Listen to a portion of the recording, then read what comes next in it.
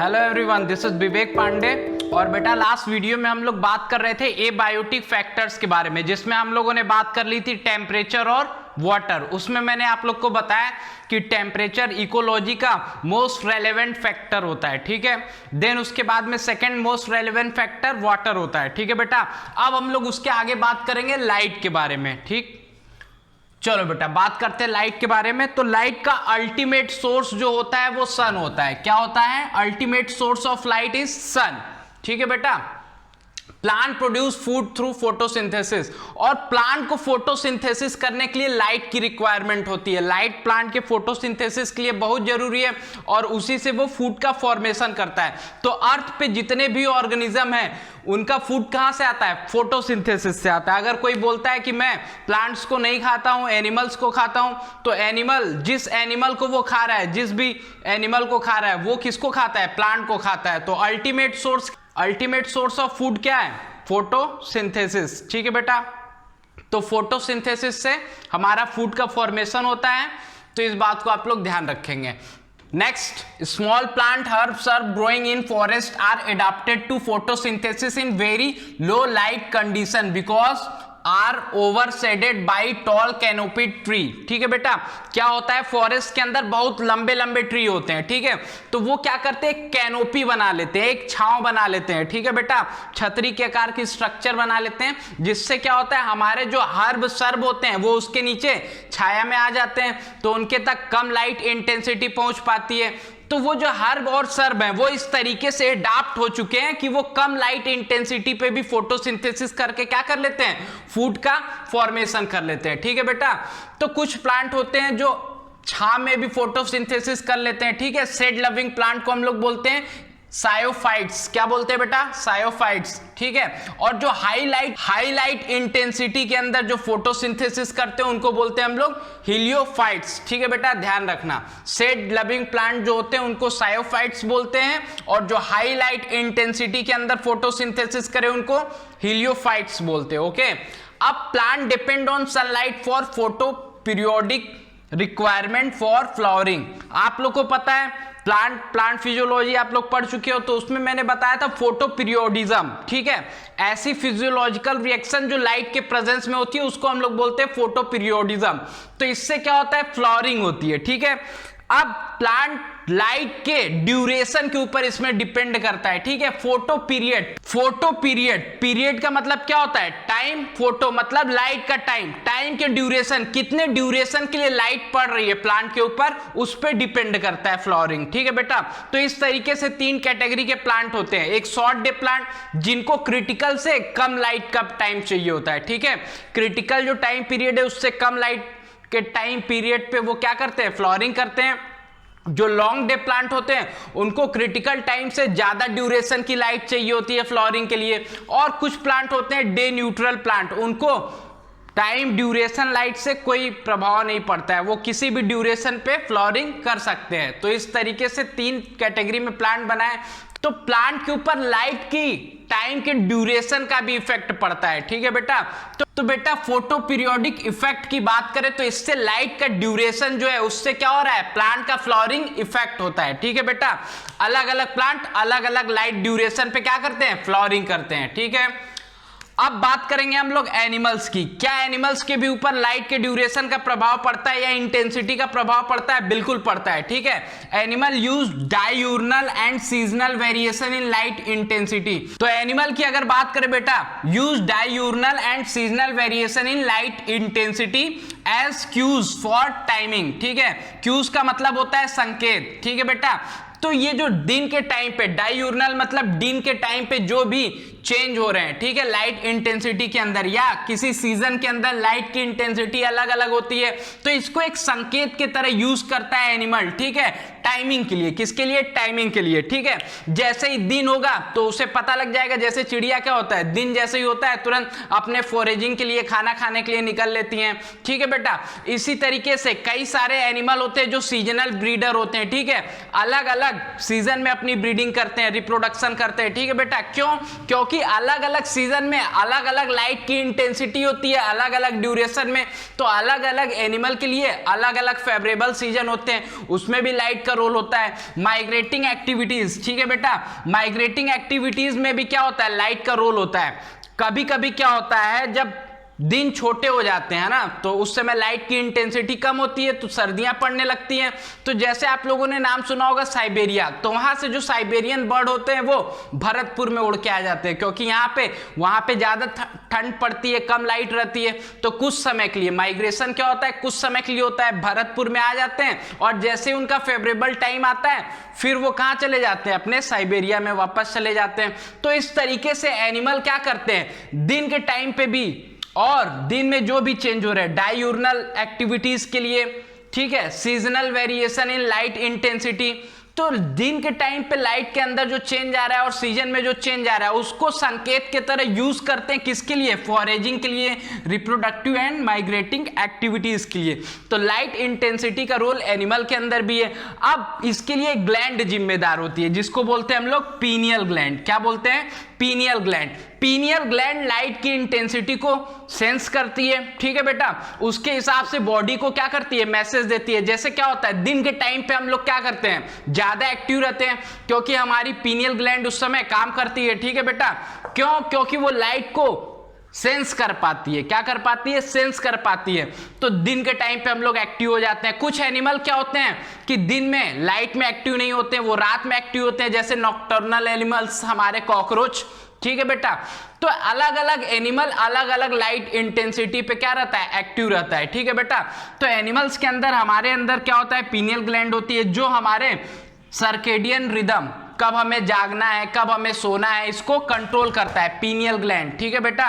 इसको हम लोग बोलते हैं 24 आवर क्लॉक, क्या बोलते हैं, या फिर बायोलॉजिकल क्लॉक। सर्केडियन रिदम को हम लोग बोल देते हैं 24 आवर क्लॉक या फिर बायोलॉजिकल क्लॉक, ठीक है बेटा। इसके लिए कौन जिम्मेदार है, हमारा पीनियल ग्लैंड। तो लाइट की इंटेंसिटी के हिसाब से हमारा पीनियल ग्लैंड काम करता है, जिसकी वजह से हमारा सर्केडियन रिदम मेंटेन रहता है, कब हमें सोना है, कब हमें जागना है, ये सारी एक्टिविटी होती है, ठीक है बेटा।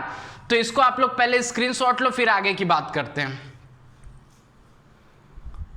चलो बेटा, अब आगे की बात करते हैं लाइट के अंदर। इन डीप ओशियन, ठीक है, 500 मीटर से ज्यादा की बात कर रहा है। Environment is dark. क्यों डार्क है? क्योंकि वहां पे सनलाइट नहीं पहुंच पाती, नो सनलाइट, ठीक है बेटा। तो वहां पे जो ऑर्गेनिज्म रहते हैं उनको सनलाइट के बारे में कोई ऐसा आइडिया नहीं है, ठीक है, उनको कोई जानकारी नहीं है कि सनलाइट भी होती है, ठीक है बेटा। तो सोर्स ऑफ एनर्जी क्या है वहां पे, जो भी 500, मान लो ये हमारा ओशियन है, ठीक है बेटा, इसमें जो सबसे ऊपर जोन होता है इसको बोलते हैं यूफोटिक जोन, जहां पे सबसे ज्यादा लाइट जाती है, ठीक है। उसके बाद में आता है हमारा डिसफोटिक जोन, जहां पे कम इंटेंसिटी की लाइट जाती है। और अगर 500 मीटर से नीचे चले जाए तो उसको बोलते हैं एफोटिक जोन या फिर प्रोफंडल जोन। प्रोफंडल जोन या फिर एफोटिक जोन के अंदर क्या होता है, लाइट एकदम नहीं पहुंचती है, वहां पे हमेशा अंधेरा रहता है, ठीक है बेटा। तो ये हमारा ओशियन है। तो वहां पे जो ऑर्गेनिजम्स पाए जाते होंगे एकदम अंदर के साइड में, तो वहां पे एनर्जी का सोर्स क्या रहता होगा, वो कैसे एनर्जी अपना बनाते होंगे, कैसे अपना फूड का प्रोडक्शन करते होंगे, क्या करते होंगे। तो वहां पे बेटा आप लोग ध्यान देना, कीमोसिंथेटिक बैक्टीरिया पाए जाते हैं, कीमोसिंथेटिक ऑटोट्रॉफ या फिर कीमोसिंथेटिक हेट्रोट्रॉफ बैक्टीरिया पाए जाते हैं। केमिकल के ऑक्सीडेशन से अपनी एनर्जी प्रोड्यूस करते हैं, ठीक है बेटा, ध्यान रखना। और ऊपर के जो ऑर्गेनिज्म होंगे वो लाइट मिल रही है तो फोटोसिंथेसिस करके अपनी एनर्जी प्रोड्यूस कर लेते होंगे, जो भी प्लांट रहते होंगे, ठीक है बेटा। चलो, spectral quality of solar radiation is also important for life, ठीक है बेटा। स्पेक्ट्रल की क्वालिटी, ठीक है, स्पेक्ट्रल क्वालिटी, अलग अलग वेवलेंथ की लाइट होती है, तो वो भी डिपेंड करती है कौन से वेवलेंथ की लाइट कितनी है ना। सारे वेवलेंथ सब ऑर्गेनिज्म के लिए अच्छी नहीं होती है, कुछ हार्मफुल भी होती है। जैसे यूवी कंपोनेंट की बात की जाए, यूवी जो कंपोनेंट होता है स्पेक्ट्रम का हार्मफुल होता है, ठीक है बेटा, एनिमल्स के लिए कैंसर करवा देता है। All color component of visible spectrum not available for marine plant at depth of ocean. बोल रहा है अगर आप डेप्थ में चले जाओ ओशियन के, ठीक है, यहां की बात नहीं कर रहा है, एफोटिक जोन की बात नहीं कर रहा है, जहां तक लाइट जाती है, ठीक है, तो यहां तक लाइट जाती है हमारी डिस्फोटिक जोन तक, ठीक है बेटा। तो बोल रहे हैं वहां पे स्पेक्ट्रल कंपोनेंट के जो विजिबल स्पेक्ट्रल कंपोनेंट है आपका विबग्योर, उसमें सारी वेवलेंथ की लाइट मौजूद नहीं होती है, ठीक है, सारी लाइट नहीं होती है, कुछ लाइट ही पेनिट्रेट करके वहां तक पहुंच पाती है। ध्यान दो बेटा, ये जो हमारा सबसे ऊपर के साइड में एल्गी पाई जाती है ग्रीन एल्गी, ठीक है, देन उसके बाद में ब्राउन एल्गी पाई जाती है, और जहां पे सबसे कम लाइट इंटेंसिटी होती है, जहां पे सबसे कम लाइट पहुंचती है, वहां पे हमारी रेड एल्गी पाई जाती है। जो सबसे डीपेस्ट एल्गी होती है वो रेड एल्गी होती है। डीपेस्ट का मतलब ये यहां पे नहीं पाई जाती है, इसी एरिया में पाई जाती है, डिस्फोटिक जोन के अंदर, एफोटिक जोन के अंदर नहीं पाई जाएगी। डीपेस्ट का मतलब है सबसे नीचे इनके अंदर, ठीक है, जो भी वहां पे जो भी फोटोसिंथेटिक ऑर्गेनिज्म पाए जा रहे हैं उसमें सबसे नीचे जो एल्गी पाई जाती है वो कौन सी होती है? Red algae. क्यों बेटा? जरा ध्यान दो, क्योंकि इसके अंदर एक स्पेशल टाइप का पिगमेंट होता है जिसको बोलते हैं R-फाइकोइरिथ्रिन, ठीक है बेटा।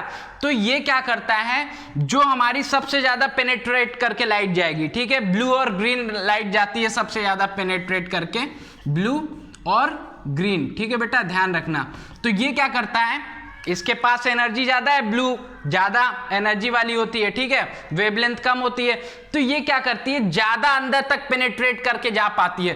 तो ब्लू लाइट के वेवलेंथ को एब्जॉर्ब करके ये क्या करता है, फोटोसिंथेसिस करता है with the help of pigment R phycoerythrin, ठीक है बेटा। तो ध्यान रखना इस पॉइंट्स को, इसका स्क्रीनशॉट लो, फिर आगे की बात करते हैं।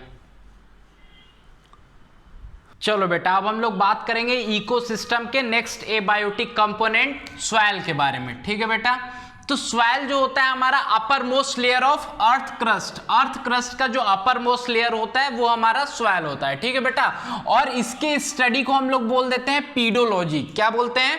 पीडोलॉजी। और सॉइल के फॉर्मेशन को हम लोग बोलते हैं पीडोजेनेसिस। फॉर्मेशन ऑफ सॉइल क्या कहलाता है हमारा? पीडोजेनेसिस। स्टडी को हम लोग बोलते हैं पीडोलॉजी, फॉर्मेशन को हम लोग बोलते हैं पीडोजेनेसिस। ध्यान रखना आप लोग बेटा। अब बात करते हैं nature and properties of soil in different place very. जो अलग अलग प्लेस पे सॉइल का जो नेचर होता है वो अलग अलग होता है। आप लोगों ने देखा होगा कहीं पे रेड सॉइल होती है, कहीं पे ब्लैक सॉइल होती है, ठीक है बेटा। Depend on climate and weathering process. ये किस पे डिपेंड करता है? वहां के क्लाइमेट पे डिपेंड करता है और वेदरिंग प्रोसेस पे। वेदरिंग प्रोसेस का मतलब ये जो सॉइल का फॉर्मेशन होता है ये चट्टानों के टूटने से होता है, ठीक है। तो चट्टान को जो टूटना होता है उसको बोलते हैं हम लोग वेदरिंग। तो चट्टान कैसे टूटी है उस पे डिपेंड करता है, वेदरिंग प्रोसेस पे, ठीक है बेटा। तो चट्टानों के टूटने से हमारा सॉइल का फॉर्मेशन होता है, ठीक है बेटा, ध्यान रखना। कैरेक्टरिस्टिक ऑफ सॉइल, ठीक है, characteristic of soil such as soil composition. Soil composition मतलब उसमें कौन से क्वांटिटी में कितना मिनरल होता है, ठीक है। ग्रेन साइज, ग्रेन साइज मतलब जो सॉइल के पार्टिकल है कितने बड़े होते हैं, ठीक है बेटा। जो बड़े बड़े पार्टिकल होते हैं उनको हम लोग सैंड बोलते हैं, जो उससे थोड़ा छोटे होते हैं उनको हम लोग सिल्ट बोलते हैं, और जो सबसे छोटे पार्टिकल होते हैं उनको हम लोग क्ले बोलते हैं। क्या बोलते हैं? क्ले। सबसे बड़े पार्टिकल को सैंड बोलते हैं, मीडियम साइज के पार्टिकल को सिल्ट बोलते हैं, और जो सबसे छोटे होते हैं, सिल्ट से भी जो छोटे होते हैं उनको हम लोग क्ले बोल देते हैं, ठीक है बेटा। तो ये हमारा characteristic of soil such as composition, soil का कंपोजिशन कितना, उसमें क्या मिनरल है, क्या चीजें कितनी है, ग्रेन साइज एंड एग्रीगेशन, और वो किस तरीके से आपस में जुड़े हुए हैं, ठीक है, उनका एग्रीगेशन किस तरीके से, ठीक है बेटा।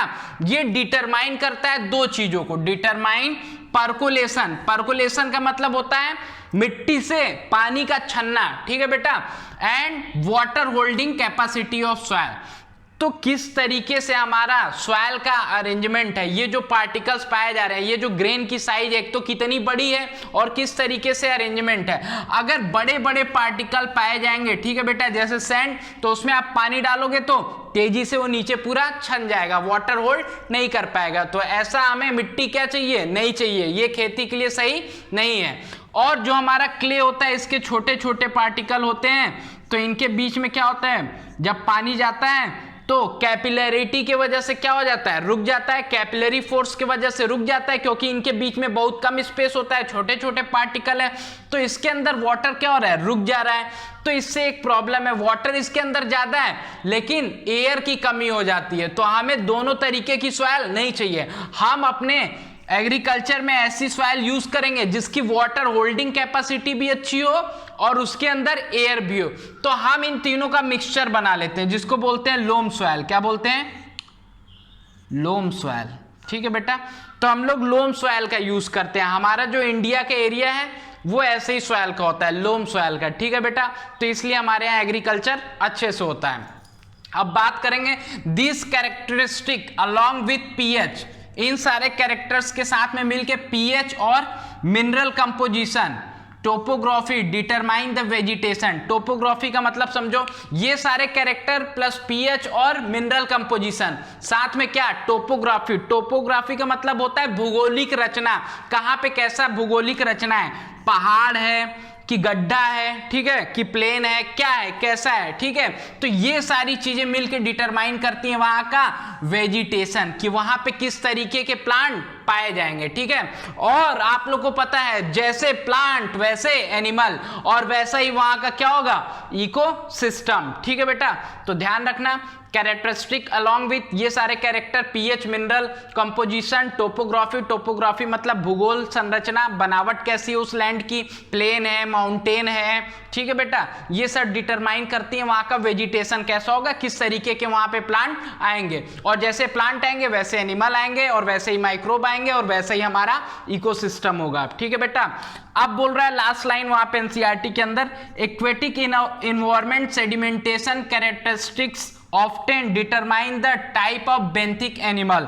बोल रहा है किस टाइप का, बेंथिक एनिमल मतलब जमीन में रहने वाले एनिमल्स। ठीक है बेटा, जमीन में रहने वाले जो एनिमल होते हैं उनको बेंथिक एनिमल बोलते हैं। तो एक्वेटिक इन्वायरमेंट, उसके अंदर कितना पानी है। ठीक है बेटा, तो ये सारी चीजें डिसाइड करेंगी कि वहां पे जो जमीन में रहने वाले एनिमल हैं उनका टाइप क्या होगा, किस टाइप के एनिमल पाए जाएंगे। ठीक है बेटा, तो ये आप लोग का एबायोटिक फैक्टर कंप्लीट। आगे की बात हम लोग नेक्स्ट लेक्चर में करेंगे। Thank you.